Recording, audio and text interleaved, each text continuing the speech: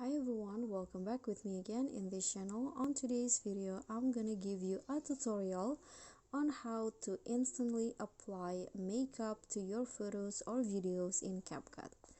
So here I've already imported a photo to CapCut, and the makeup option actually can be found under the uh, retouch, or you can just easily do it by adding a body effect. So I'm going to add to body effect, and in here you can find it under the trending.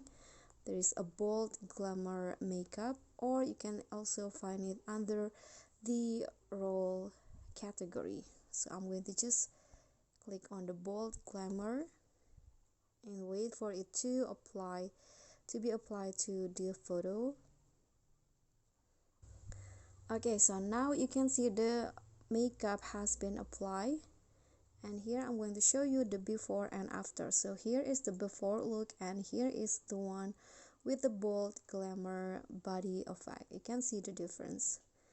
Okay, so that's all from me. Thank you guys so much for watching. Please don't forget to like, comment, subscribe, and also click on the thanks button below. Bye.